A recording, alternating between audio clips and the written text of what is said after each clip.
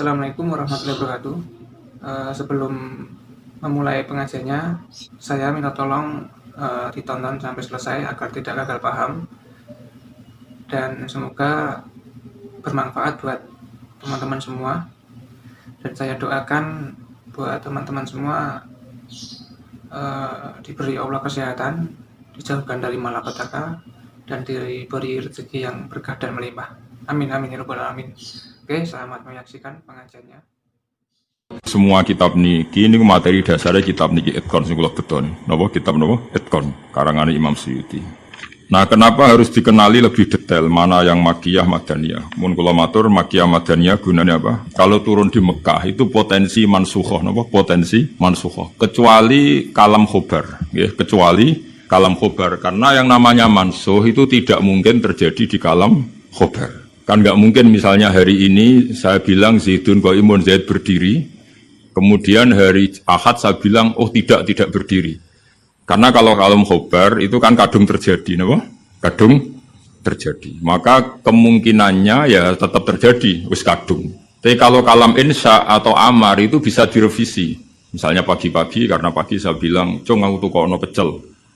Karena momennya keliwat, sudah siang, kan bisa saja tak batalkan. Gak cung ganti rawon. Karena sifatnya perintah apa? Sifatnya perintah.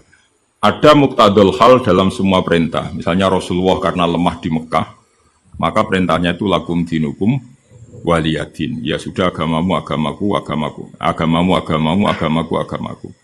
Ketika Rasulullah di Madinah itu kuat sekali dan Islam tetap dilecehkan. Tetap dilecehkan, mau dihabisin.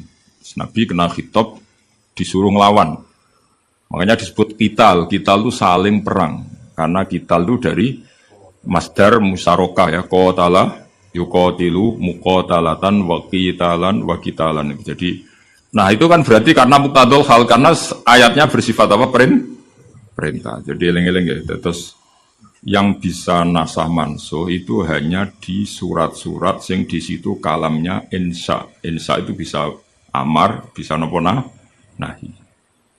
Kayak dulu Nabi ketika di Mekah itu malah nggak boleh ngelawan sama orang kafir. Fa'fu anhum wasfah, harus mudah memaafkan.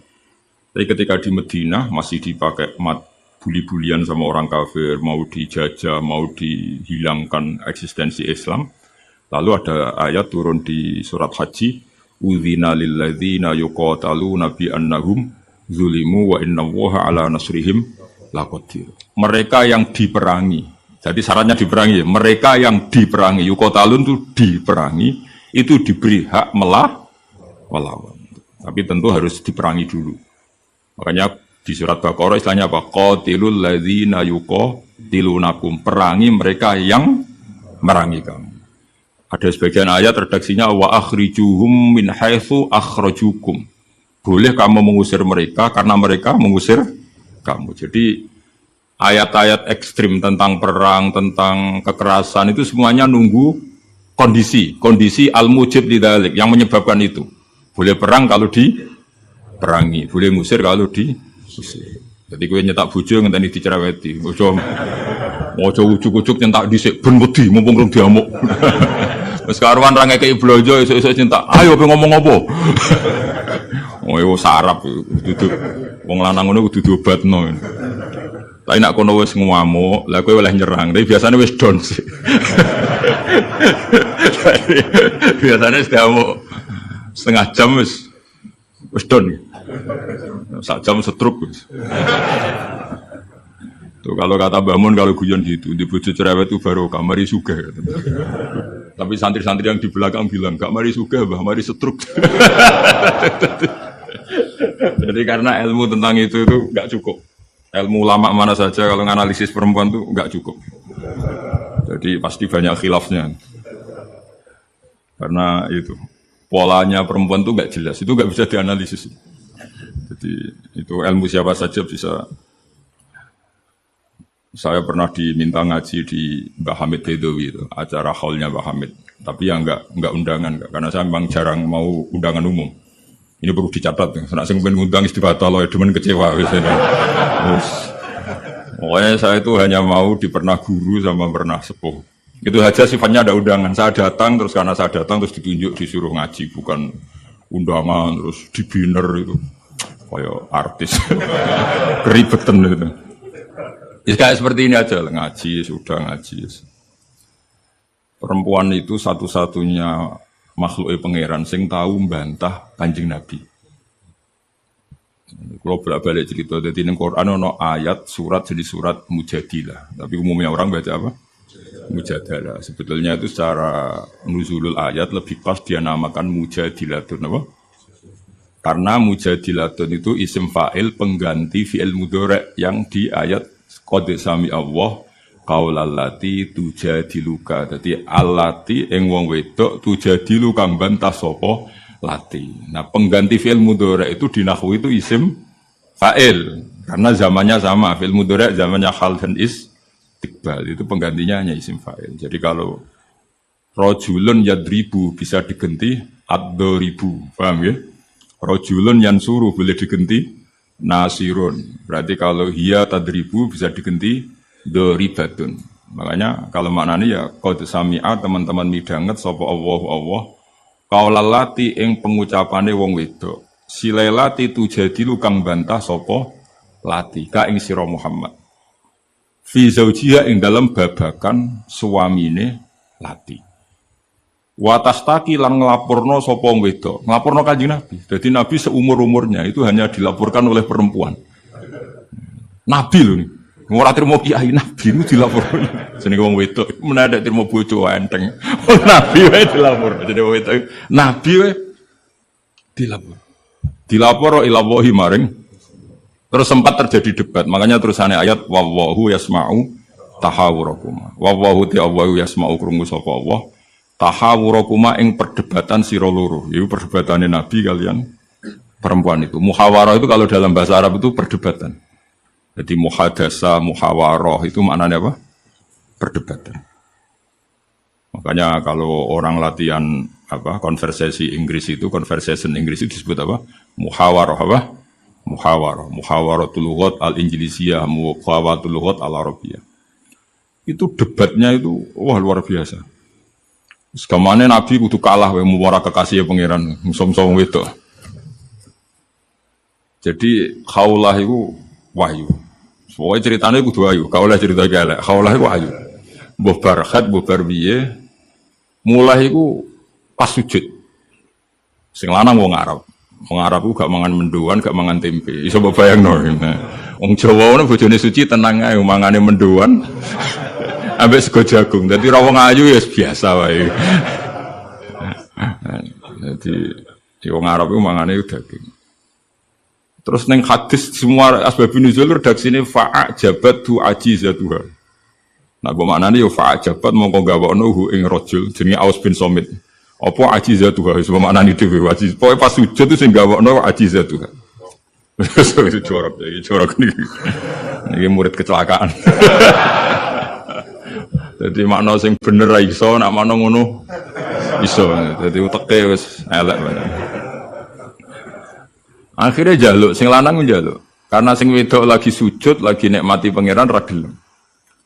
Ora gelem terus ngamuk sing lanang. Wong lanang ngerjaluk ra dikeki iku ya ngamuk iku sekunane kuno. Tapi nek sing mangan menduan ngamuke rapati tenan karena ya tadi sahabatnya mesti rapati tenan. Wis akhirnya ngamuk, terus wong Arab iku ngamuk tertinggi iku muni anti aliyya kadzuri ummi, kowe berstatus kayak ibu. Ini makanya pentingnya ngaji tradisi. Berstatus kayak ibu itu di orang Arab itu adalah dzam. Dzam itu satu kesalahan yang harus dikritik. Tapi kalau orang Jawa kan enggak. Makanya kalau saya ditanya, fikih Jawa sama fikih Arab itu beda. Wong Jawa nak muni, "Dek, kowe kaya ibu." Itu maknanya sama-sama ngerawat saya. Makanya saya berpendapat tidak mesti secara fikih dihukumi zihar karena perasaan mengatakan kaya itu beda dengan orang Arab. Kalau orang Arab bilang kamu sudah kayak ibu, maknanya selawas-lawas haram tak keloni, haram tak jima, haram tak kumpuli. Ini perbedaan apa? Kultur Arab Jawa. Maka fikih itu kalau yang sifatnya sosial atau kultural itu memang nggak bisa sama. Itu kan ibarat begini. Orang Jawa itu kalau dicekel jenggote itu kira-kira ngamuk kira-kira. Tapi kalau orang Arab itu kehur Madan. Saya jajal juga tekan kali cekel. Wah, dianggap murid ra duwe. Sebenarnya wong Arab lucu. Berarti padha jenggotene cekel-cekelan wae. Kebayang enggak corong Jawa? Wong Arab nak seneng wong, wis sirahe dicekel-cek diwambung bumbunan. Nanti kalau delok ora mentah lho. Lho kalau nanti kalian bangun teng Medina. Karena bangun orang alim alama dan beliau muammar sepuh, ada orang Arab sepuh nang kalian ya. Yo dicekel-cek terus diwambung nih. Sing wong Jawa gak siap. Enak ya sewantes. Coba kalau cek terus sih. Enggak dicekel. Wis suruh wae Pak wong Arab. Sadate ngono. Cara wong Jawa kan repot. Cara wong Arab itu penghur. Sehingga saking mangkelnya si lelaki tadi bilang anti aliyah ka zuhri umi, kamu sudah berposisi kayak ibu. Fi hurmatil jima wa fi hurmatil mulamasa wa fi hurmati kata wa kata. Sama-sama haram dikum. Setelah itu getun dan waduh bojo ayune ngene kok. Tak zihar. Zihar itu sama dengan tolak bain. Sing wedok ya getun, sing lanang ya getun. Jika cerita lapor ning Kanjeng Nabi. Sing lanang tok sing lapor. Kata Rasulullah, nah ini menunjukkan betapa perhatiannya Allah pada ketentuan hukum. Kata Rasulullah, hingga detik ini belum ada wahyu, maka ketentuan dihar sama dengan ketentuan yang ada di zaman jahiliyah, yaitu biman zilatid tolak, berstatus kayak apa? Tolak. Ya sudah, jenis wong lanang kan nurut. Mulang, kata Rasulullah, zihar itu kayak tolak. Ya sudah, kita nggak boleh kumpul. Nerima, sing lanang nerima. Sing wedok gak terima, enggak. Aku dhewe sing matur Nabi. Puarani kan jenengan. Puarani. Ya Rasulullah, apa betul engkau menghukumi zihar kayak tolak? Ya, sampai sekarang begitu. Belum ada ketentuan dari Allah. Wah, ini tidak bisa. Tidak bisa, itu hukum yang enggak benar, tidak bisa. Kenapa dari Nabi? Ngomongnya jorok, jadi wong wedok mulai dhisik jorok. Nabi, jenengan roh bojo kula.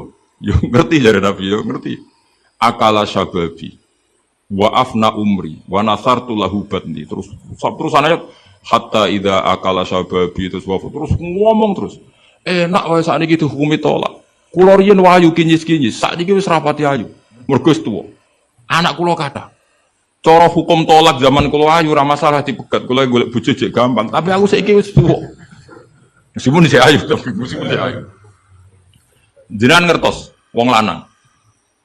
Anak kula nak dirumat bojo kula mesti terlantar, mesti katut babon. Jenenge wong lanang duda iku mesti katut babon. Nak tak rumat kula anak kula kelaparan, wong kula rondo wong wedok. Jadi enggak bener hukum tolak. Dikaji malih. Nabi lho dikonokno iku Nabi. Nabi ya tapi hukumnya sementara ngono. Aku iku nabi ngenteni wahyu. Wis pokoke ngono. Pokoke ampun putusno tolak riyen. Tak tinggal mulai sakniki. Pikir-pikir mulai. Iki jenenge wong wedok. Sekondang tenan kok. Mulane ning sorane ora ono surat rijal, ana surat apa? Jadi juara. Mulai. Tapi itu justru ngetokno nak Rasulullah iku nabi. Jadi barang sing kowe ra seneng iku kadang dadi dalailul ijaz. Dalil mukjizati Quran, dalil kenabiane Kanjeng Muhammad sallallahu alaihi wasallam. Itu enggak ada yang dengar debatnya Nabi dan Khawlah namanya. Khawlah perempuan ini namanya siapa? Khawlah. Aisyah itu di kamar itu ndak pati dengar. Mau lamat-lamat ono wedok nglabrak Kanjeng Nabi ngono tok kenangan Aisyah. Sopo wani nglabrak? Terus bakas sopo terus nggak pati detail. Sayyidah Aisyah itu dengar nggak pati detail. Singkat cerita, pas perempuan itu teranan. Ini tak ijazah wong wedok-wedok sing judes. Nah wis judes menisan dadi wali, pasti didengar Allah. Mulai nang kamar itu terus sholat. Kan mau wis suci bakasan. Tapi iki sholat tenan, mau nggo sholat bar suci iki sholat tenan. Sholat tenan. Allahu Akbar. Gusti, niki wonten hukum yang sangat merugikan saya. Tolong jenengan sebagai Tuhan, Nabi ini jenengan kandhani hukum niku. Hukum niku kan ngerubah. Piye? Pangeran. Iku apike watas tagi ilang. Lah perempuan saiki nak judes mbek sing lanang gak barokah. Mergo kondo mboke kondo dulure. Lah iki sing ra bener. Dhisik ora, tapi watas tagi ilang. Jadi gak lapor sopo-sopo lapor Pangeran. Ya Allah, hukum ini tidak fair, itu merugikan saya. Tolong Nabi ini jenengan kandhani, kayak wahyu terkini. Nah, hukum itu tidak seperti itu. Bon Gusti, jenengan harus mendengar saya. Lah pangeran itu terus pangeran nurono ayat tu wallahu yasma'u tahawurakum. Malah dimulai ayat qad sami Allah. Allah benar-benar mendeng. Jadi wong itu nek ngomel. Pangeran wae ngrespon. Pangeran wae ngrespon. Ijek dikai kot tuh banget oleh ngrespon. Jadi ngomong anak kowe bojomu ngamuk iku mbok respon niru pangeran. Nah pangeran betah wong la taduruhu maksiatun wala tanfa'uhu taat. Pangeran orang ngomel kan tenang wae, ora bakal kena madharate. Tapi nek kowe bertahan, iso kena ompreng. Dadi kira usah niru pangeran karena ya beda kelas no. Akhirnya sujud tenan ning pangeran. Pas dekne sujud, Jibril teko ning Rasulullah. Dia di rumah, Rasulullah di dalam. Perempuan tadi di rumahnya. Qad sami Allah qala allati tujadiluka fi zawjiha wa tashtaki ila Allah wa yasma'u tahawurakum innahu sami'un basir. Sak terus. Nangis cawe itu mau ditibali Kanjeng Nabi panggil perempuan itu. Apa yang dia munajatkan sama Allah diterima. Dan Allah meng-ACC keinginan dia bahwa zihar itu tidak seperti tolak. Tambah nangis cawe itu jenengan lu nabi tenan padahal kalau lapore ning kamar jenengan krungu. Mergo akhirnya itu sono ketentuan alladzina yuzahiruna minkum min nisaihim ma hunna ummahat in ummahatuhum illallahi waladina. Jadi akhirnya pangeran nganggo ilmu status. Mulane saiki umat ya sing statusan niku perkarane. Pangeran nganggo hukum napa? Status. Status itu begini, yang namanya ibu itu siapa? Ya definisi ibu adalah orang yang melahirkan kamu. Saya ulang lagi, yang namanya ibu itu siapa? Orang yang melahirkan kamu itu namanya seorang ibu. Yang namanya istri siapa? Orang yang halal kamu keloni, kamu jima, kamu hubungan intim. Nah ini penting, harus vulgar, kayak hambani kabeh sesuai. Sehingga definisi ini harus tegas. Yang namanya ibu itu siapa? Orang yang melahirkan kamu. Yang namanya istri, orang yang halal kamu gaulin. Asal pas gelem loh, nak ora iso kena rancangan KUHP. Penjara. Penjara. So kan, itu mesti sing bojone ayu sing akeh di penjara. Tak sing bojone elek kan gak ono pemaksaan ya. Jadi kowe kudu termasuk sing di penjara ben ketara bojone. Dan ini kok nak disidang, kenapa kamu maksa istri kamu mau? Sing tahan mbek wong ayu sapa kan? Kan keren.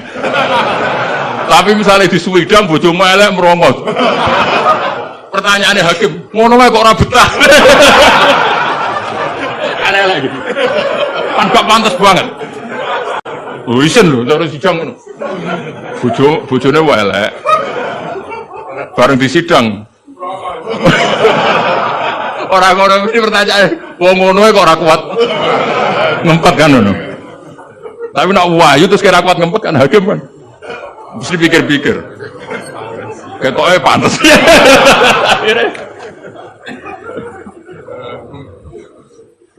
Tapi tak ulang lagi ya, ini fikih ya. Yang namanya apa? Ibu itu in ummahatuhum illallahi waladina. Mulane kan aji Quran sing tahqiq. Yang namanya ibu ya orang yang melahirkan kamu. Yang namanya istri adalah orang yang boleh kamu hubungan intim. Sehingga status ibu tidak bisa diistrikan, status istri tidak bisa diibukan.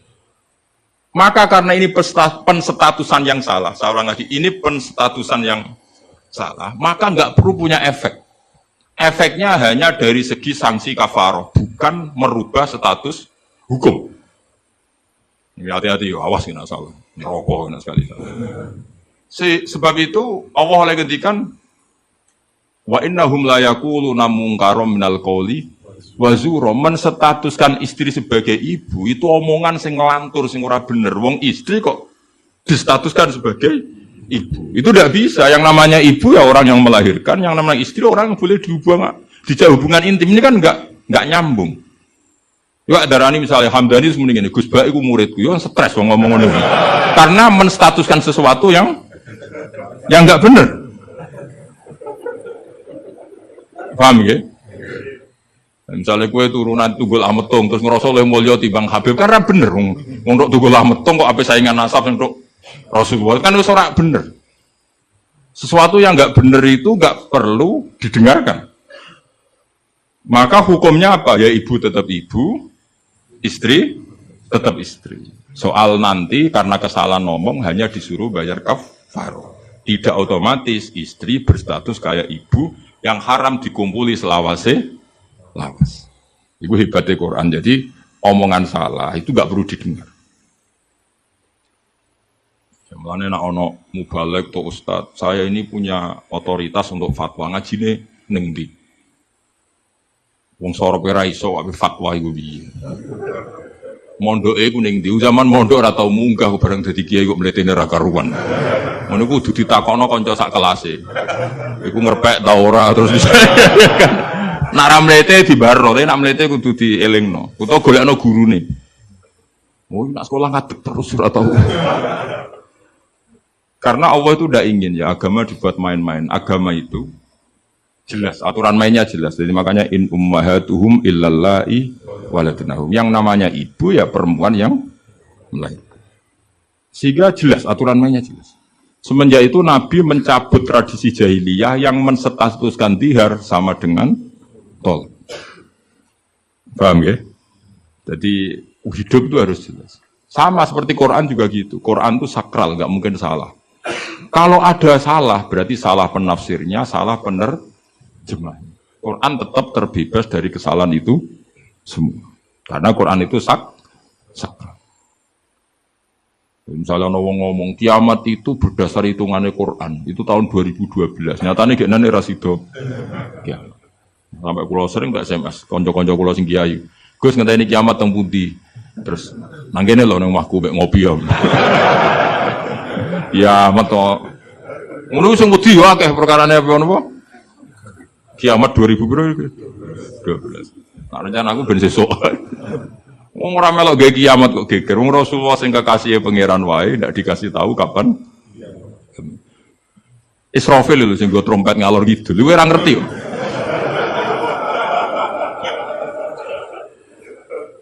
Padahal dia kepengen nang kiamat ben tugasnya selesai. Iku era. Nah, artinya begini. Barokahnya para mufassir, para peneliti Quran. Itu enggak mungkin tafsir yang diutarakan ulama itu enggak detail, itu enggak mungkin. Karena ya ini bandingannya. Said Muhammad sampai Said Alawi, Said Abbas sampai Said Zaidi Dahlan sampai Syekh Khotib Minangkabau, saya semuanya itu detail sampai iki Quran iki turun pas Nabi tenggelam, iki Nabi pas tindakan, iki Quran turun pas dalu, iki Quran turun pas rino. Dengan tradisi sedetail itu kan nggak mungkin salah dalam memaknai. Ora koyo kowe, ning Quran ono kok ayat piro, mbah lali pokoke ono. Lha ngono kok dadi mufassir kuwi. Juga lihat bantah-bantahan Basul Masail, pokoke ono kitabe. Lha yo kitab apa? Jenenge wae lho lali. Kok halamane jenenge wae.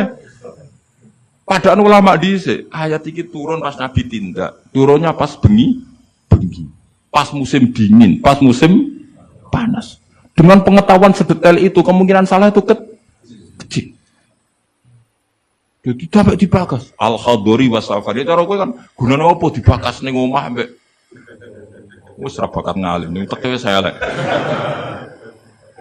Sajane kan iso ditebak, misalnya ngene, kowe tukaran mbek bojo ge apa? Setengah tahun sangka kawin iki salah amat.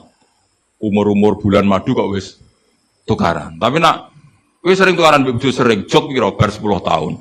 Normal iku. Sak melarat 10 tahun wis bosen.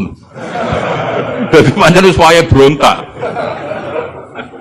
Kan orang kan bisa diukur ngamuke kapan, misalnya aku bertukaran mbek bojo, saya kawin perang dino seminggu. Wah, salah amat. Al bidayah lahian ya wong kawitan umur-umur bulan madu kok wis tukaran. Tidak bar 10 tahun itu kesunatan cara. Sing kuat dijak melarat. 10 tahun iso. Nak kuat ya bojomu kelainan wis kelainan. Jadi iso diukur, tunggal ngiyai. Ngiyai semangat. Iku mesti ngiyai pertama setahun 2 tahun. Nunggu suwi mesti biasa. Perkara ini bosen, semua keinginannya agak kesampaian. Pas latihan kiai kan bayangno masyarakat nurut kabeh, ngaji kabeh. Bareng puluhan tahun masyarakat tetap biasa-biasa wae. Sesuai kan style kendu. Jebule padha wae. Nek semangat pertama mesti semangat. Nah takon imam masjid semangatnya mau pirang bulan. Bukan den istiqomah jamaah, jebule reaksine tetap soft awal kok. Tambah istiqomah tetep ae soft awal, malah kadang merotoli. Sesuai mesti mikir, tak rewangi ngene yo. Reaksi publik yo pancet, sesuai mengendorkan diri. Akhirnya gawe wakil. Ya wakil sesuai mulai dimami santri ya sesuai santai. Iku sing bener, mulai bener ya iku. Mergo tambah semangat mesti tambah kecewa, ora kok tambah. Makanya itu uniknya Quran, ketika Rasulullah terlalu semangat, itu malah sampai pangeran didhawuhi la'allaka bakhi'un nafsak. Muhammad, kowe aja terlalu iku menggebu-gebu oleh dakwah. Mergo untuk iman ora iku urusanku. Sementing kowe dakwah standar kowe. Aja sampai bakhi'un nafsak rusak awakmu dhewe. Tapi nak kanggo kiai pemula enggak baik niru saya. Saya itu terlalu rileks. Kiai semula CN semangat ben duwe status mau. Nah, kalau kan statusnya saman lah. Semangat terus mun aman lah pokoknya. Jadi akhirnya pangeran itu sakit Kanjeng Nabi karena terlalu apa? Tapi itu justru nunjuk Rasulullah betapa sangat mencintai umatnya. Beliau tersiksa kalau orang tidak dapat hidayah. Sampai la'allaka bakhi'un nafsak, sampai kata mufassir muhlikun nafsa. Nabi hampir tarodda anil jibal. Sampai pernah berencana cuek lah. Terus sampai Allah dikandani, sudahlah masalah hidayah itu saya. Laisa 'alaika hudahum walakinna wa yahdi may yasha. Sudahlah kamu ngaji saja, kamu dakwah saja, tapi tetap laisa 'alaika hudahum, itu tidak wilayah Anda untuk memberi hidayah. Kados kula ngene iki ngaji wae. Ada muni ngene. Aku pengen ngaji ning Damaran terus tak ulang alim kabeh, demen setruk ben nek niat. Oh mesti kecewa. Ayo paling sing paham piro? Ayo ngaco. Ayo ngaco tak tes. Tapi nak targetnya gak paham no, supaya ngaji, silaturahim, guyon bareng, bar mulai, terus. Mulai mesti ngarah kecewa ya. Mau takut wong ngaji guys Pak, ya ngaji. Piye keterangan wis pokoke apik. Baleni ra iso iki lho rekamane. Ayo kelakuanmu ngono to, kira-kira. Jawab. Ayo jajal tanpa rekaman baleni. Nek ora ngelantur. Lah misalnya terus kiai ini diambisi ngaji muridnya paham. Kira-kira demen kecewa kan? Lah bojo yo ngono tak wae. Ana wong kepengin bojone sholihan, riman, ra bantah. Demen kecewa. Kowe iku sapa? Wong mbok cukupi wae jek bantah mun ora mbok. Sokoke ditarget bojo iku penting wedok nak salat madhep ngulon. Ya wis kok. Iku mesti gak gampang kecewa. Lho kula es kiai, bojo kula yo ning. Ya aku narjetno bojo pokoke urip, salat, seneng. Berarti ora usah bayangno teko lunga disambut, terus digodhogno banyu nggo teh, mbok disiramno ya. Demen kecewa, apa? Demen kecewa. Pokoke anggar teko takoki, jek urip Dek. Alhamdulillah bojoku isih. Misalnya kok minggat mulai Mas aku semula nang wong tuaku. Melok kowe yo melarat atau melok wong tuaku. Alhamdulillah Dek ge cerdas. Tahu sing pantes dieloki. Dan cara hukum melok wong fakir iku kebodohan. Melok wong tua sing sugih itu kepintaran. Tanggapi secara ilmiah. Kok mergoni wong lanang ujug-ujug mulai. Nah ini kamu punya istri yang menghormati ilmu. Di mana-mana melok wong fakir ora enak. Melok wong tua sing sugih iku enak. Berarti bojo pinter lah goblok. Pinter. Jadi sing syukur. Alhamdulillah Dek kok pinter. Kowe kenane melok aku fakir 5 tahun aku ya jagal. Wong kok gobloke ngono. Jadi jago mulai iki. Lah misale ki dirafak. Wis Mas tak rafakno Mas, aku pegat Mas ngene-ngene. Ya ngomong ngono. Nak pancen kowe entuk sing luwih apik timbang aku. Yes piye meneh. Tapi iku kan barang sing ora mesti. Sing karuan mesti iku ya aku iki wis bojomu. Terangno. Mengejar barang ora mesti iku bahaya. Terangno. Tapi nak bojo jawab ngene. Fakirmu wis mesti. Sugihmu ke depan ora mesti. Nah aduh al yakin la yuzalu bisyak. Baru saiki malah ngaji usul fikih. Ngaji kaidah fikih al yakin La yuzalu bisa. Semalah debat. Tapi intinya gini ya, dari mengerti seperti ini, kemungkinan para mufassir salah dalam mengartikan Quran itu kecil. Karena hadori Nabi di dalam untuk wahyu itu roh nita ini. Mulanya Aisyah radhiyallahu anha, itu ngerti banget Nabi nantok wahyu. Kenapa tahu? Ketika ayat Baro'ah, terbebasnya beliau dari tuduhan apa? Zina dengan Sufyan ya, Sufyan al-Mu'attal. Itu Nabi itu fiyaumin syatin di hari yang sangat dingin, musim dingin. Di Arab itu kalau musim dingin itu ada salju. Umumnya wong musim dingin kan buatan keringetan Kang Ali. Umumnya wong musim dingin buatan apa? Keringetan karena musim dingin. Iku Nabi kalau saking untuk wahyu, saking paniknya, saking beratnya wahyu itu wa innahu la yatafassadu araqon kenangane Sayyidah Aisyah. Beliau itu bercucuran keringat padahal fi yaumin syatin di hari yang sangat dingin. Sehingga Aisyah itu kaget, wah berarti Nabi untuk wahyu. Ternyata wahyu itu adalah pembebasan Sayyidah Aisyah dari segala tuduhan zina. Kayak apa ulama itu? Sayyidah Aisyah meriwayatkan itu, ini ayat turun di musim dingin dan Nabi sampai keringetan begini. Jadi detail peristiwanya tentang hadisul ifki. Rawinya seorang Sayyidah Aisyah di rumah Abu Bakar, ditunggoni ibunya Umi Ruman. Itu detail. Kesalahan itu kecil sekali. Bayangkan kalau tafsir itu diomongkan orang sing pokoknya ono ayat piro borar bareng roh wis terjemahan. Sing nerjemah dhewe ra wong alim. Sing umate akeh ya wong bodho kabeh anut. Terus otoritasnya itu di mana?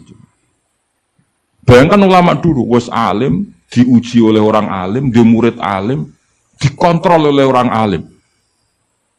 Imam Bukhari itu diakui orang alim setelah diuji 100 ulama ahli hadis. Itu lagi lolos. Saya ini orang, bodoh kabeh ngaji, iku niate ngaji mau golek barokah, ora golek paham. Mergo wis ngerti nak ora bakal paham. Dadi akhirnya ya realistis saya. Takoki kenapa ngaji untuk barokah? Semangkone kok nguri ora paham. Mau kenangane ngajine rame, wis ngono tok. Bakas apa mbah kok nguri rapati krungu. Padahal umpama ngarep lah ya padha ae rapati paham. Dadi mulane nak rapati paham kok nguri binti alasan ora paham. Tapi ngaji ilmu sama ulama dulu itu ora paham ora iso. Wong dites. Imam Syafi'i itu ngaji Imam Malik itu dites. Maca muwatok di sinau nisik lagi ngaji Imam Malik. Terus dites. Sufyan As-Tsauri nate ngetes Imam Syafi'i ngene. Cara kowe mesti gagal. Tes-tesane ngeten. Ada Sufyan As-Tsauri, ada Sufyan bin Uyainah. Ini ulama-ulama seniornya Imam Syafi'i. Ya Syafi'i nanya lo ya jangkar karena lebih senior. Ma maknal hadis la tuharrikut tayra utawa atiron la tuharriku at-tayra min wakanatiha. Sebagian riwayat min makinnatiha. Manuk itu aja mbok obahno sangka kurungane. Ya, manuk itu jangan gerakkan. Jadi sangkar burung itu jangan kamu gerakkan saat ada burungnya. Tapi posisi pintu terbuka. Karena Imam Syafi'i itu orang alim. Dites, oh maknanya begini. Orang Arab itu kalau mau pergi, itu tayamun maupun tasya'um. Jadi kalau burung di obano kurungane kok terbang ke kanan, maka perginya mubarok baik. Tapi kalau digerakkan burungnya terbang ke kiri, maka pergi ini buruk. Nabi melarang itu. Nabi melarang umat Islam punya penyakit tatoyur. Tatoyur itu apa? Menggantungkan nasib dengan toirun, burung. Makanya di surat Yasin apa? Innama toirukum ma'akum. Cara wong Jawa itu apa? Adu nasib, mengundi nasib. Kalau orang Arab pakainya apa? Burung. Nah, wong Jawa kan cecek. Misalnya cecek ceblok, wah alamat elek ras dolungo. Padahal sing mesti kan ceceke hati-hati, sing mesti ganti. Tapi wong Jawa tafsire kan cecek ceblok, iku berarti celaka ya. Sing celaka ceceke ta wong sing ngapi lunga. Tapi orang Jawa ora ya. Ngapi lunga ana cecek ceblok gak gitu dari alamat apes. Padahal cecek tiba sing mesti kan siji gak hati-hati. Nomor loro iso wae dene latihan jemping. Ane latihan uji apa? Uji nyali. Nah itu Imam Syafi'i itu paham betul. Adatul Arab itu kalau mau pergi itu menggerakkan sangkar burung yang ada burungnya, kemudian kalau terbang kanan alamat baik, kalau kiri alamat buruk. Lah Rasulullah itu melarang itu. Makanya terus ngendikan la tuharriqut tayra min makin nadiha. Akhirnya terus kata Sufyan bin Uyainah, ya Aba Abdillah, qad ana laka an tuftiya, kamu sekarang berhak fatwa karena sudah alim. Cara sing ditakoki kowe, aja geman ya manuk mbok obah-obahno. Kurang pegawaian terus pundi, karena uteke wis ora sambung. Lah ya cung aja geman manuk ning kurungan mbok obah-obahno. Mesti jawab sampean, lah kurang pegawaian tapi kok manuk apa? Tapi Imam Syafi'i tahu betul maknanya adalah apa? Rasulullah tidak ingin orang menggantungkan nasib dengan pergerakan tubuh. Dan itu adatnya orang Arab dulu-dulu. Makanya no inna tatoyarna. Jadi tatoyur itu maknanya apa? Menggantungkan nasib dengan melihat arah terbangnya apa? Burung. Makanya diarani toir. Toir itu dari kata toirun. Apa? Burung yang terbang. Kontrol terus nang. Jadi kalau sampean tanya, kenapa ini dipelajari? Khadori, Safari, Laili, Nahari, Saifi, Sitai. Dengan otoritas seperti itu, maka kemungkinan ulama salah itu kecil. Karena jadi misalnya gini, Rasulullah itu suka dahar daging. Ya sudah, kita tafsirkan hanya ada momen di mana Rasulullah itu suka dahar daging. Rasulullah itu sering lapar. Ya maksudnya ada momen yang Nabi itu milih lapar. Rasulullah itu suka dahar. Ya ada momen yang Nabi itu suka dahar. Tanpa itu nanti makna hadis itu kacau semua. Apa? Kacau semua. Karena makna hadis itu otoritasnya itu terserah kita. Maksudnya terserah kita gimana? Misalnya begini. Awas rungono, awas sekali Pak. Sekali salah setengah kafir. Maksudnya kafir swasta, bukan kafir tanah. Enggak, coba misalnya begini. Enggak, ini saya bedai. Wes akan ngalilah, alhamdulillah.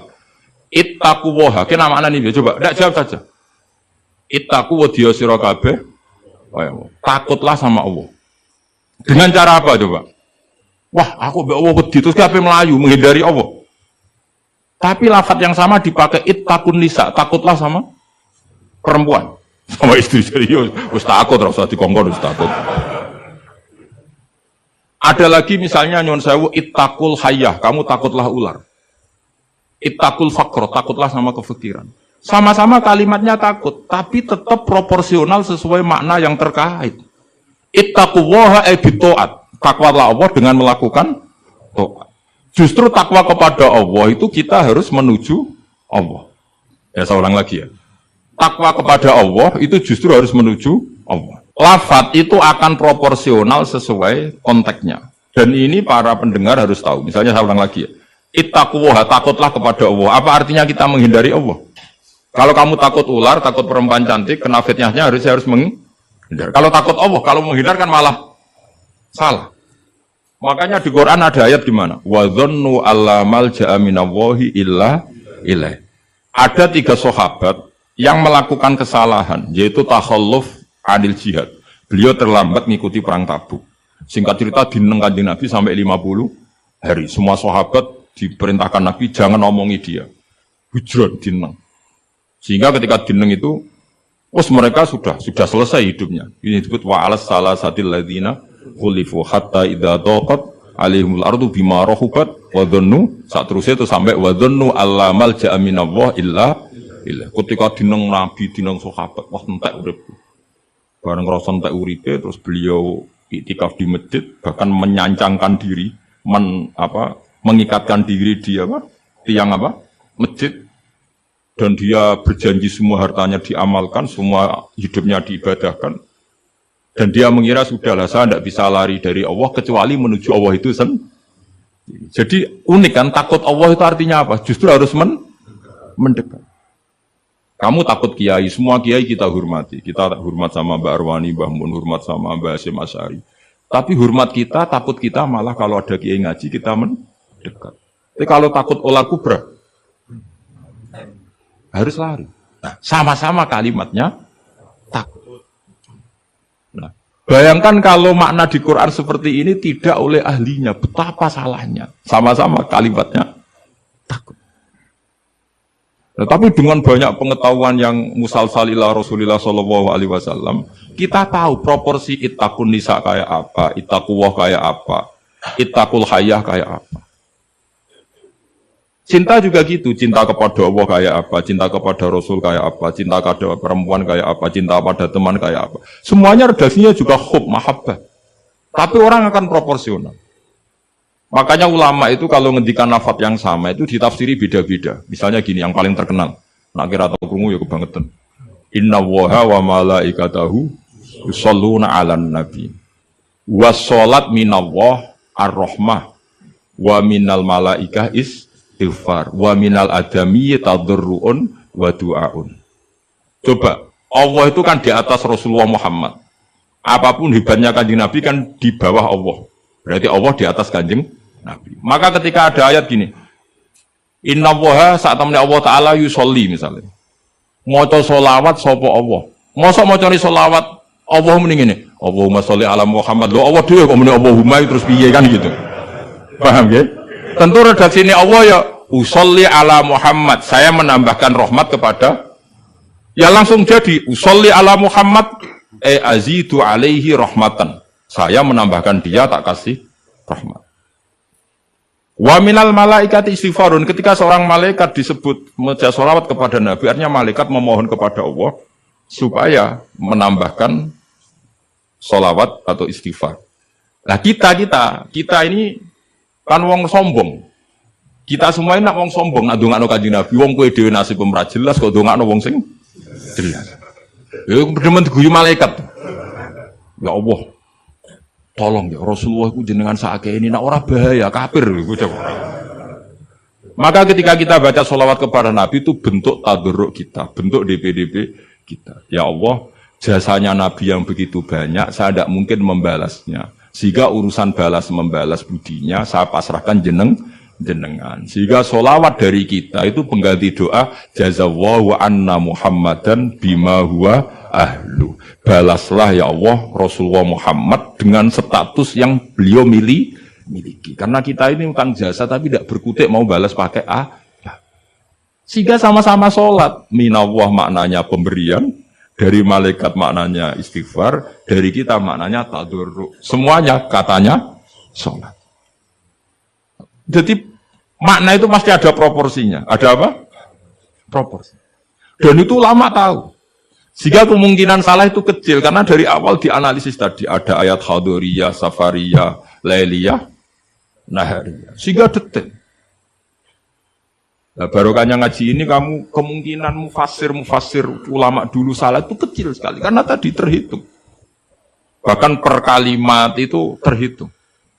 Sampai ada guyonan ulama kalau kamu ingin tes doktor tafsir itu ada satu kata, sak kalimat, orang sak kalimat. Maaf saya potong sedikit ya. Terima kasih yang setia menonton channel ini. Kalau bila video ini bermanfaat, tolong sekali di-share kepada kerabat terdekat atau teman-teman supaya kita bisa menambah wawasan dalam beragama dan bermanfaat bagi kita semua dan keluarga kita. Share video ini ke semua orang yang kiranya membutuhkan cerahan. Oke, selamat melanjutkan pengajiannya. Terima kasih. Itu ketika ada ayat wa kulu washrabu hatta yatabayyana lakumul khaytul abyadu minal khaytil aswad. Dhisik waqaf. Minal aswad itu waqaf. Sehingga sahabat itu kalau bulan Ramadan, kalau malam-malam dulu kan tidak ada listrik. Itu di pintunya Kang Ali, di pintunya itu dikasih benang hitam sama benang merah. Jadi agar jimak bojone didelok. Orang ketok aja oleh berarti kan gitu. Kok orang ketok aja oleh. Mangan ya gitu, mangan tangan mangan nginceng neh. Oh, orang ketok berarti. Karena ukuran menjadi gak boleh makan minum itu apa? Sehingga benang hitam terbedakan dari benang putih dalam pandangan mata. Ya begitu terus. Ketika Rasulullah dilapuri wong salah paham mau do masang apa? Benang. Menurut santri sing nakal berangi cilik benang ketok-ketok. Nak benangnya gede kan gampang ketok.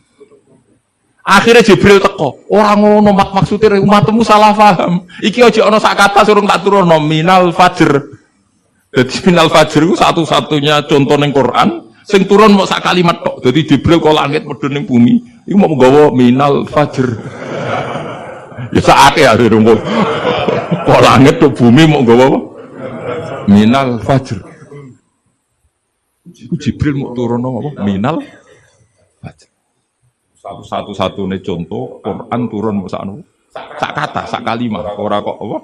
Sak kalam ra musnad sampai musnad ilah. Saya teruskan malih ya. Jadi kemungkinan para ulama salah itu kecil karena tadi sanatnya musalsal ila Rasulillah sallallahu alaihi wasallam. Sampai ketika ayat itu dibaca Nabi saat di rumah Sayyidah Aisyah, temanya adalah pembebasan Aisyah dari tuduhan apa? Zina. Terus peristiwanya sama siapa, tuduhannya siapa, yang menuduh siapa, itu detail sekali. Yang menuduh adalah orang-orang munafik. Terus Sayyidah Aisyah tersiksa karena omongannya si A, si B. Ini detail sekali. Nah, barokahnya detail itu kemungkinan salah itu kecil. Andai kan itu tidak detail, maka orang akan menafsirkan ayat dengan makna am, dengan lafadz am. Dan itu bahaya. Misalnya lafadz am gini, innal insana lafi khusrin, semua manusia pasti getun. Mosok Rasulullah masuk lafadz innal insana, masa para nabi, para wali masuk innal. Tapi kalau kamu tahu bahasa Arab kan, alil ahdi, al itu untuk makna takrif. Orang tertentu yang kelakuannya tertentu itu lafi khusri. Sehingga proporsional. Apa?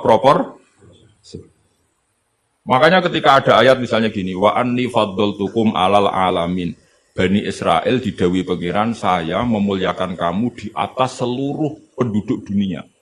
Semua mufassir mengatakan, karena umatnya Rasulullah adalah umat terbaik, kuntum khaira ummatin. Tapi kenapa Bani Israel dikhitopi wa anni faddaltukum? Begini, ala alami zamanihim apa? Ala alami zamanihim. Bani Israel adalah penduduk terbaik di eranya atau di masanya. Kenapa begitu? Karena ada al. Apa? Ada? Seperti begini ya. Mbak Arwani itu yang terbaik di eranya. Tentu beliau kan gak akan merasa lebih baik ketimbang Mbah Munawir karena gurunya. Mbah Mun terbaik di eranya tentu dibanding kita-kita. Kalau dibanding Mbah Zubair, sama Sayyid Abdul Al-Haddad terbaik. Tapi kan gak mungkin beliau kerso dibandingkan sama Faqih Muqaddam, sama Habib Ahmad bin Isa Al-Muhajir. Semua ini orang-orang terbaik tentu kita tafsiri di eranya. Karena mesti beliau-beliau punya senior. Paham ya, jelas ya? Sama lah. Ketika wa anti faddaltukum alal alamin, Bani Israel difitopi gitu, alami zamanihim, bahwa Bani Israel lebih utama hanya dibanding apa? Orang di eranya. Tidak mungkin mengalahkan umat Rasulullah sallallahu alaihi wasallam karena umatnya Nabi kena status kuntum khaira ummati. Ya jelas ya. Jadi, nah, siapa yang tahu proporsional ini? Lagi-lagi ulama. Jadi ini penting, ulama ini penting. Sama ketika Rasulullah itu nyuwun sewu, ya mau berteman orang-orang kafir. Itu ulama yang tahu. Bertemannya apa? Karena Rasulullah tidak punya hadzun nafsi, bertemannya adalah tatmi anil Islam, supaya menyenangkan mereka masuk Islam. Tolaban di imanihim wa toma'an di imanihim. Ini nak sing akrab sampean, paling untuk servis. Gak butuh Islami, butuh duit. Kan nanti terserah. Sama-sama dohir itu mau berteman, tapi kan beda orang soleh sama ndak. Aku bolak-balik nyontono gampang kasus wong itu. Ana wong soleh ngekeki dhuwit rondo ayu. Wis pikirane nulung. Tapi nak wong dolim ngekeki dhuwit mesti pesen apa ora tahu. Jadi sama, perilakunya sama-sama memberi. Tapi orang soleh sama orang fasik selalu beda. Makanya Allah nak ngendikan itu sederhana dan ini sangat sederhana tapi sangat dalam. Qul hal yastawil ladzina ya'lamuna wal ladzina la ya'lamun. Afamangka namu minang kamangka nafasiko. Sama. Lo coba kiai sama orang fasik yo ramah yo lomo. Enak menowo gelem dadi apik. Antar wong fasik yo sayang yo lomo ben kena dadi anak buah ben gelem ngedaro narkoba. Lomane bodoh, pemberiannya sama. Sing kiai memberi ben orang ini jadi baik, sing badan narkoba memberi ben gelem dadi anak buah. Memberinya sama. Perhatiannya yang beda apa? Niatnya, karena tidak akan sama afamangka namu minang kamangka na fasiko. Nah, saya ingin Quran itu dibaca seperti ini sehingga kualitas maknanya terjaga. Dan apa wajah koyok kue terus diterjemah, apakah orang mukmin sama dengan orang fasik? Jawab tidak. Itu bangunnya apa ujian masuk madrasah aliyah. Bocah orang karu-karuan paham itu. Jadi sing detail ya ngaji Quran sing detail. Jadi afaman kana mukminan kaman kana fasik. Makanya Rasulullah nanti ngendikan dan hadis ini saya pegang betul. Jangan geman salah faham sama orang soleh yang alim. Karena motifnya pasti kebenar. Meskipun dohiri salah. Terus Nabi cerita, karena habrun min ahbari Bani Israel. Dulu itu ada orang alim dari Bani Israel. Itu orang soleh sekali, alim sekali. Tapi ketika beliau sodaqoh, itu dikasihkan sama maling. Fatahat dasan nas, orang geger, orang alim sodaqoh mbek maling. Kemarin Kang Ali santri radikai malah maling. Kontroversi belum selesai, hari kedua dikakno lonte, dikakno wong nakal. Geger meneh. Ini orang alim kok malah ngamal ning lonte. Geger belum selesai hari ketiga, dikakno wong sugih. Jadi 3 hari itu keliru terus. Tapi beliau orang alim, orang ini dipuji Nabi. Kata beliau begini, wong nganti dadi lonte, iku aku pengen golek duit. Jadi wingi ku tak kei, nduk kowe Pak dadi lonte golek duit kita kei tapi ora usah dadi lonte. Fala Allah antas ta'ifa, saya memberi itu supaya dia enggak jadi nakal. Beda enggak ambek wong fasik sing ngekei duit. Ayo beda to ora? Terus yo pesantren. Terus copet itu dikasih, ditanya. Kenapa kamu ngasih copet? Lah ya copet nganti nyopet golek duit. Cung ora usah nyopet yo dino iki tak kei. Biasane sedina untuk piro cung misalnya. Ya 500.000 wis kei 500.000 ora usah nyopet. Artinya apa? Sama-sama bentuknya itu ngasih, tapi motivasinya B. Sing paling sini terakhir, wong sugih dikai. Wong sugih ya bingung, "Mbah ya kula wis sugih mbok kei dhuwit." Lah nganti kowe medhit, iku ora saking senenge dhuwit tak tambahi. Akhirnya isen sugih. Makanya masyhur itu. Jadi artinya gini loh, wong alim ora iso dipadakno wong. Makanya ketika Rasulullah SAW berteman dengan Nasoro Najron, sampai Nasoro Najron sowan ke Nabi konsultasi tentang agama, terus bagian riwayat Nabi menghormati mereka, itu beda dengan kita. Kita seperti itu nggak boleh niru-niru amat karena konteksnya beda. Kekuatan kita, iman kita dengan Nabi itu beda. Tapi tetap ini menjadi hukum. Siapapun boleh menganalisis sesuai pahamnya masing-masing. Tapi tetap beda. Saya ulang lagi, tetap beda. Karena tadi, misalnya ada orang alim, soleh, terus senengannya mulang rodo-rodo ayu. Ya kita harus husnudon. Paling banter, songko bodoh jadi pinter. Songko nakal jadi solihah. Songko kedonyan jadi eling akhirat. Ya motif utamanya seperti itu. Senajan kok akhirnya kecoba Hamdani itu sono diwayo. Ya tetap halal kan diwayo. Tapi kan motivasi utamanya itu bahwa para janda ini harus lebih baik. Makanya nenggone tiba nih manakib, nenggone tiba berjanji wayamsi ma'al armalati, di antara sifatnya Nabi itu mau mengajarkan beberapa janda. Karena mereka kasihan. Tapi nak simulang sampeyan, simulang Hamdani sing khusnudzon ku sapa? Khusnudzon kebodohan. Karena terus eling dene sing ayu iki, sing elek iki. Dadi ora penting iku paham ta ora, yang penting dene apal apa? Itu kan ngeri betul. Maka ini penting saya utarakan. Jadi apa nak ngendikan itu sebenarnya sederhana, tapi maknanya jauh. Afamangka mu'minang kamangkana fasiko. Saya itu merasakan, saya kemarin 7 hari di Korea. Itu 2006 banyak santri Korea ngaji saya yang pas perainan. Kenapa saya yang diundang? Sebenarnya saya itu gak diundang. Mereka minta saya ngaji. Beberapa kali sudah ngaji di Indonesia, terus mereka minta sekali-kali gue ngaji di Korea. Aku bilang gini, tapi waktunya terserah aku. Ngatur kiai dosa. Nggih Gus, pokoke terserah jenengan. Mereka mintanya 1 bulan di Ramadan. Bangunnya pondok bukan tutup. Kiai sewa kira. Sakulan Ramadan bisa. Akhirnya saya minta seminggu saja. Uniknya apa setelah saya di Korea? Tahun 2006 Kang Ali Imron itu mereka ngaji saya di Jogja. Delalah saya pas nerangkan ayat ya ayyuhalladzina amanu alaikum anfusakum La yadurrukum man dhalla idza tadaitum. Wahai orang-orang yang beriman, jaga diri kamu secara baik-baik.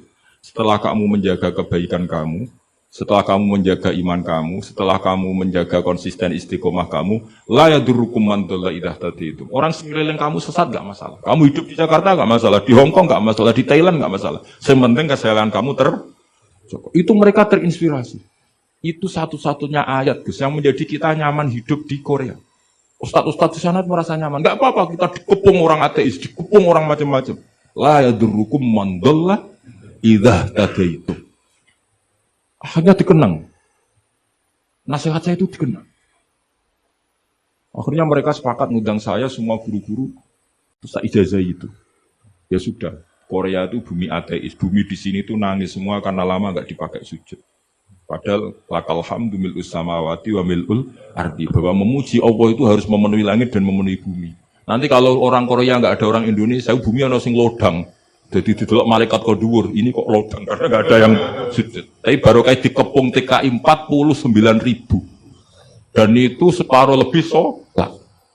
Sholatnya keren pisan, kadang ning Thailand, kadang ning gone. Karena kalau pas kerja itu waktu sholat disamakan waktu jeda 5 menit ke kamar mandi. Jadi rata-rata sholatnya itu pas di kamar mandi. Lucunya kalau mereka sedang baik nawani gini, apa tak belikan patung juga? Karena pernah ada orang TKI sholat itu dincengin ngisor. Mereka aneh, ada sembahyang kok tanpa patung. Karena taunya mereka ya namanya sembahyang pakai patung. Jadi betapa mereka enggak kenal sekali sama Islam. Dan itu pertama kenal barokahnya orang-orang Indonesia. 49.000. Nah sekarang udah bikin masjid, udah apa, terus ada yang ngontrak masjid. Jadi masjid itu unik. Kadang lantai 1 gereja, lantai 2 bar, lantai 3 masjid. Jadi saya pernah ngaji beb itu mau ke masjid ngelewati gereja dulu. Jadi masjid gambarnya salib. Karena yang di bawah itu gereja. Lewat situ. Lantai 2 bar. Baru lantai 3 masjid. Kadang balikannya masjid dulu, bar. Jadi ya nguji iman betul. Teman saya ada yang cerita, saya pernah Gus mau ke masjid. Lantai 2 bar sudah masuk setengah. Ke masjid apa di sini aja ya?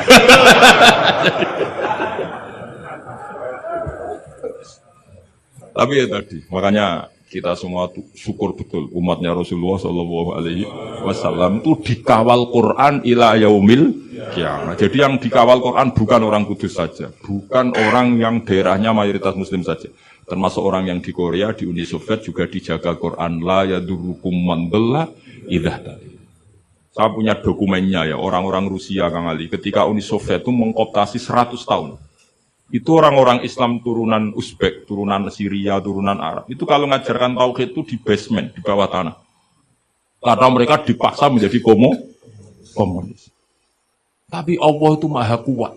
Allah huwal qawi, Allah itu zat yang kuat, gak terkalahkan.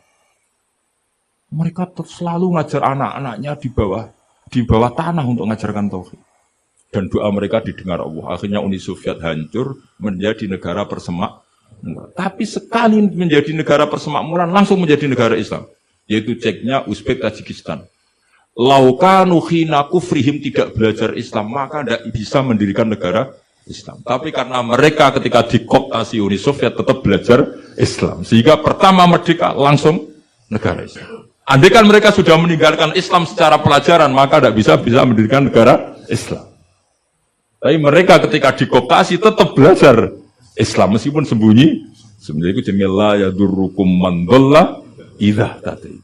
Jadi orang sekeliling kamu sesat enggak masalah, asal komitmen kamu sendiri tercerahkan atau mendapat.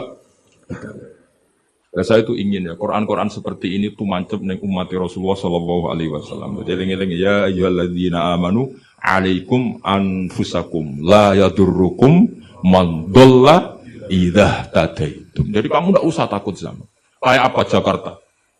Jakarta kata orang banyak kota maksiat gini-gini. Itu tidak benar. Banyak orang-orang alim. Siapa yang nggak ngerti Habib Mundir di era modern? Sampai Majelis Rasulullah besarnya juga di Jakarta. Siapa yang nggak ngerti keluarga Kuitang? Orang-orang alim yang non Habaib juga banyak. Dulu ada Mbak Syafi'i, sekarang ada Pak Sukron Makmun, Pak Nur Iskandar. Banyak teman-temannya Bapak yang alim di Jakarta. Santri saya yang Jakarta ya banyak. Muhyiddin saya Jakarta ya banyak. Karena ketika orang itu baik, itu la yadurukum man dhalla idza tadaitum. Uni Soviet kayak apa dikjayanya. Ketika mereka hancur, malah mereka akhirnya yang hancur dan berdiri negara-negara persemakmuran dengan asas napa? Islam. Jadi gue ora usah khawatir, wah ini negara Indonesia rusak, togut kudu dihancurno. Wah apa-apa, enggak tahu ngaji, yakin enggak tahu ngaji. Agama ini akan dijaga Allah ila yaumil qiyamah. Jelas dawe Nabi la tazalu ta'ifatun min ummati zahirina 'alal haq la yadurruhum man khalafahum. Sebagian riwayat la yadurruhum man nawa'ahum. Agama ini kata Nabi selalu umatku ini ada pembela-pembela kebenaran ila yaumil qiyamah kata Nabi. La yadurruhum man khalafahum, dan umatku yang bela kebenaran ini tidak akan terkalahkan oleh orang yang menentang mereka. Dulu ketika kita kecil, pengajian kudu lapor Polres, mubalake di data, dia bener riyen. Saniki pengajian rasa diundang polsek dorau. Bedanya kan jauh sekali. Dulu kan kayak kesulitan, sekarang kayak apa? Padahal kualitas ibadah kita mungkin hebat, udah mungkin mesti hebatnya wong dhisik. Tapi agama ini dijaga Allah. Nak cara kiai-kiai sing tasawuf dhisik digawa Imam Ghazali, Syekh Abdul Qadir Jilani. Iku agama mlaku. Berhubung agama diurusi pangeran, saiki digawa mudin ya mlaku. Mergo sing ngurusi pangeran. Cara sing ngurusi manusa agama iki wis tutup. Mergo sing gawa trimo mudin. Tapi berhubung dijaga pangeran, sing gawa rodok-rodok pidol wis tetep mlaku. Jadi Hamdani wis tetep mlaku. Ya memang Allah Ta'ala sudah janji la tazalu ta'ifat, ini dawai kanjeng Nabi. Dawai kanjeng Nabi tentu semakna dengan wahyu. Karena apa? Wa ma yantiqu 'anil hawa in huwa illa wahyu yuha. Jadi dawai Nabi la tazalu ta'ifatun min ummati zahirina 'alal haq la yadurruhum man khalafahum. Jadi umatku akan selalu ada yang membela kebenaran dan tidak akan terkalahkan oleh yang menentang. Tapi syaratnya tadi loh ya, syaratnya seperti di Quran tadi, idza tadaitum. Kalau di Kudus bar bisa rame, tapi nyatanya pengajiannya Ki Saroni ya bisa rame. Artinya kebenaran sebenarnya nggak pernah kalah. Coba saya sekarang hitung saja, konser dangdut sama soalnya Habib Syekh, pendatangnya banyak mana coba? Tetap menang Habib Syekh. Sekarang orang yang di bar sama ngaji Jumat pagi banyak mana? Banyak banget. Artinya kebenaran itu selalu menang. Lah repotnya kadang singgo kebenaran itu hitung-hitungan. Tak rewang ini untuk opo, itu mulai masalah. Kalau yang bawa saja sudah ada ikhlas itu mulai. Asal yang bawa ikhlas, insya Allah tetap menang. Gitu. Bang tuh paham ya, orang saya tersinggung ya biasa wae saya. Jadi artinya Allah menunjukkan kebenaran kan sesuatu yang nggak menarik itu sebetulnya. Kok menarik aja dong, kiai ini wis lanang, jenggoten, briwoen, anak dulu artis kan karuan, sing disawang ngayu. Lagi misalnya Khadruwan sing Hamdani Ali wis delok kok ngaji gini nguri delok Hamdani itu untuk apa ya? Tapi yang menarik wae. Ya coba Vatikan, saya punya teman itu pernah main di Vatikan. Itu kan menarik, ada gondola, orang Eropa itu cantik-cantik, katoan cekak. Wajar lah kalau menarik. Tapi masih kalah dengan Ka'bah. Ka'bah wis kotak, pinggire wong brewok jubahan. Tapi wong mukjizat. Iku wong yo edan tenan moro Ka'bah. Edan seneng banget ora edan basa Jawa, basa Arab. Orang Jawa nak darani seneng banget itu basa apa? Coba. Justru itu ketok mukjizate Ka'bah. Lah iya kalau orang ke Vatikan kan menarik wajar kan akeh wong ayu, terus sungainya indah. Moro Ka'bah aja. Terus kotak ireng pisan. Semono wong Arab-Arab. Wotok-wotok kadang dituwakoi. Wah, tapi wong Ka'bah iku keramat. Daya tariknya ya luar. Lu umpama nuruti teori sosial, Ka'bah itu menarik enggak? Coba sampeyan jawab. Justru iku keramate. Kiai yang ngono wis watuk nak mulang ra enak. Wadang mulang saking sepuh sidang itu. Tapi sing ngaji yo wah. Ana can wis jaga penampilan, jaga image, berhubung niate ngrapati ikhlas. Lah wong yo ora seneng. Dagu wong itu. Dadi pancen agama iku mesti iso jaga agama mek ikhlas kok. Mun nang ngandel kula. Karena wa ma umiru illa liya'budu wa mukhlishina lahuddin. Jadi agama ini hanya bisa dijaga oleh apa? Ikhlas. Wassalamualaikum warahmatullahi wabarakatuh.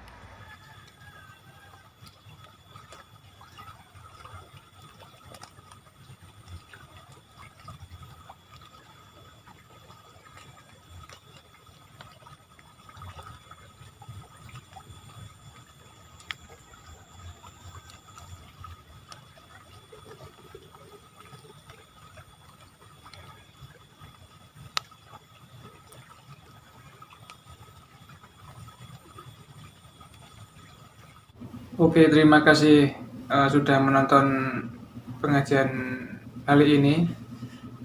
Semoga bermanfaat. Jangan lupa share ke teman-teman atau kerabat terdekat.